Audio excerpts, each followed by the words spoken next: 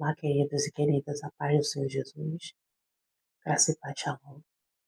São 6h12 da manhã, hoje são dia 13 de abril de 2026. Eu acabei de acordar, vou enviar minha filha para a escola agora, mas antes disso eu preciso contar para vocês o sonho que eu tive.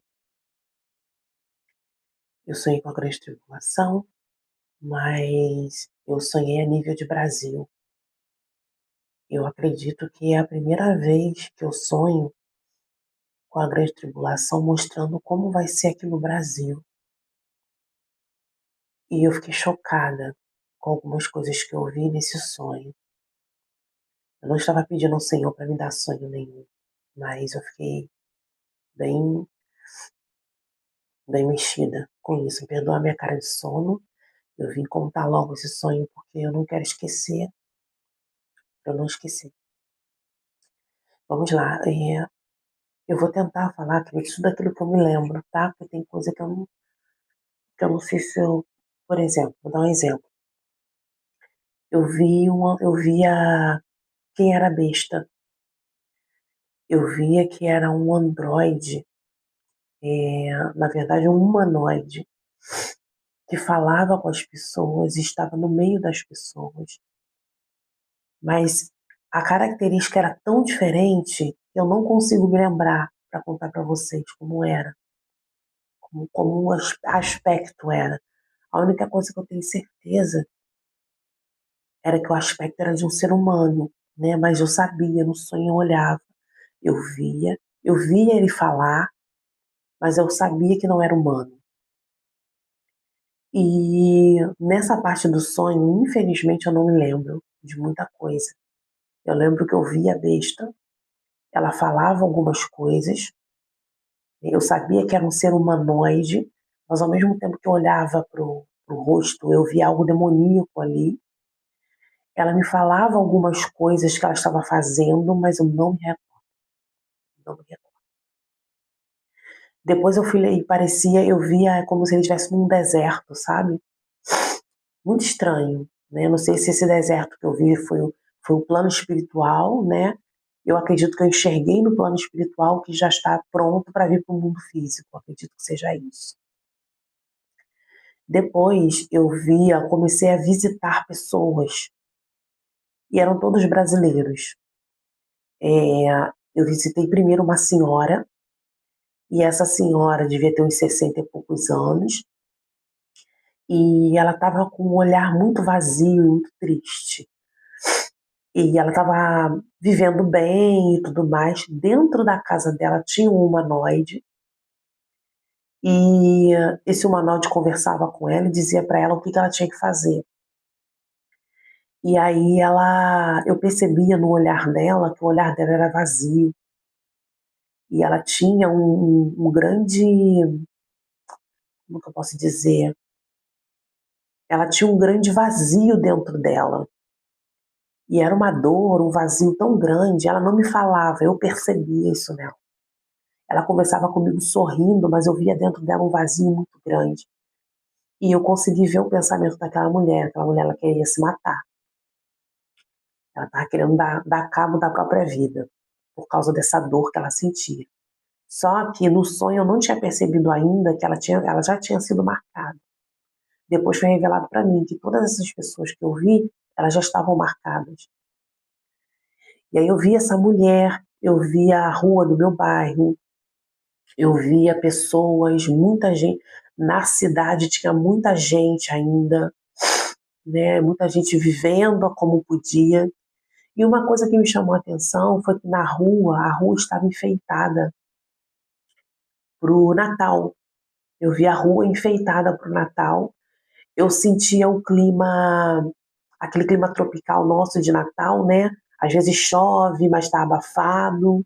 Eu sentia que a época que eu estava vendo tudo isso era a época de dezembro, a época de Natal.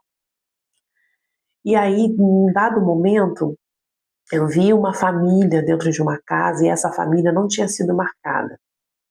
E essa família estava sentada à mesa, tentando comer alguma coisa, mas não tinha muita comida. E elas tinham que dividir entre elas um pouquinho que tinha, ou dar preferência para alguma pessoa comer no lugar. E nesse caso eu vi a família dando a comida para um idoso, que ele precisava comer e o restante ficava olhando e deixava ele comer porque ele precisava. E nessa não vi nada demais, ou seja, eram crentes que tinham ficado e estavam dividindo a comida da maneira como podiam. Saindo dali, eu vi outras coisas, queridos, que eu não me lembro, tá? E tem tudo a ver com essa máquina, com esse humanoide que eu sabia que era besta. E teve um momento fui levada dentro de um carro grande onde eles colocam as pessoas atrás, colocavam as pessoas atrás. E eu fui levada para um ambiente que parecia ser uma clínica, mas uma clínica assim muito ruim, sabe, com uma estrutura precária. E eu fui levada junto com essas pessoas para essa clínica. E nessa clínica tinham algumas enfermeiras, umas roupas sujas, estranhas, né? E dentro desse carro foi colocado tanto homens quanto mulheres. E quando a gente chegava lá, ela tirava a gente desse carro, né? Da traseira desse carro, e falava assim: anda, vocês vão ser castrados. Todos vocês serão castrados. E aí ela olhava para as mulheres e falava assim: vai, fica só de calcinha e vai para a fila. Fica só de calcinha e vai para a fila. E aí homens e mulheres estavam indo para essas salas, para esses lugares, para serem castrados.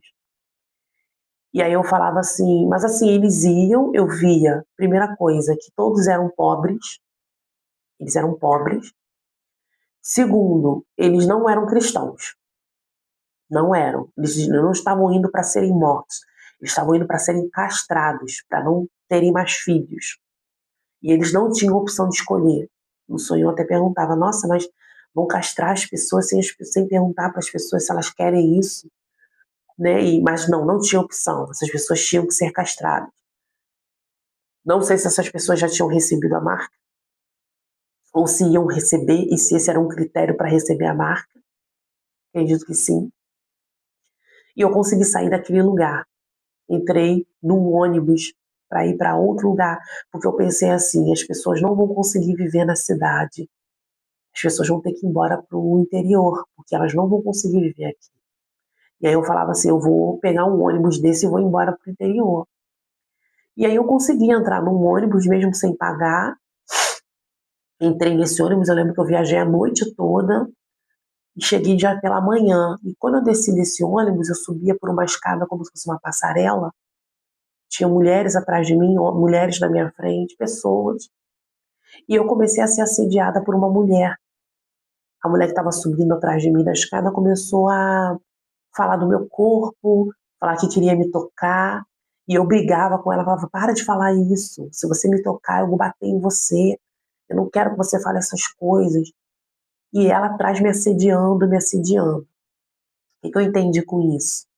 Que vai ser, essa questão do assédio vai ser algo normal. As pessoas vão fazer isso com as outras, nas ruas, plena luz do dia, né? Ela não me tocava, mas eu sentia que se ela pudesse, ela me tocaria, né? Ela mexeria no meu corpo. Enfim. E aí eu tentei ir embora para o interior, né? E eu via um caos muito grande nas cidades aqui do Brasil. Eu via que estavam tentando reorganizar a sociedade aqui no Brasil, reorganizar as coisas. Mas uma coisa que ficou marcada em mim é que todas as pessoas que tinham a marca, todas elas tinham um humanoide perto delas. Elas tinham esse robô humanoide perto. E esse robô ele dizia tudo que elas podiam ou não fazer, tudo que elas deveriam fazer no dia, né? Ele ditava a regra da vida dessas pessoas. E o que mais me impressionou foi a essas pessoas, elas não tinham alma. Elas não tinham, elas tinham perdido o brilho no olhar, elas tinham perdido a alegria de viver. Elas falavam, elas sorriam, mas era tudo falso, era tudo mecânico, era tudo uma máscara. por dentro elas estavam acabadas, elas estavam arrasadas. E uma coisa que me chamou muita atenção, elas se deram conta que não dava mais para voltar atrás. E por se dar conta que não dava mais para voltar atrás, elas desenvolviam uma depressão muito grande, né? E aí o primeiro pensamento que vinha na cabeça era de dar cabo da própria vida. E eu via que isso era muito comum, né? Eu, como um profissional da saúde mental, como psicanalista, eu percebi que essas pessoas estavam com doenças mentais, né? Prometeram algo para elas, que elas ficariam bem, mas não aconteceu.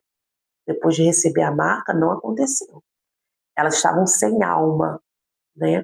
Mas elas sabiam que elas não podiam voltar atrás. E eu não sei como, mas de alguma forma elas sabiam que não podiam voltar atrás. E isso causava alguma dor nelas, uma tristeza nelas, de que para mim acabou, sabe? Eu não sei como isso acontecia, porque quando você tem alma, né, a alma é a sede das nossas emoções. Elas já não tinham mais, mas de alguma forma elas tinham uma consciência de que para elas tinha acabado, elas não tinham como voltar atrás. E essas máquinas, esses humanoides, eles vigiavam as pessoas o tempo inteiro.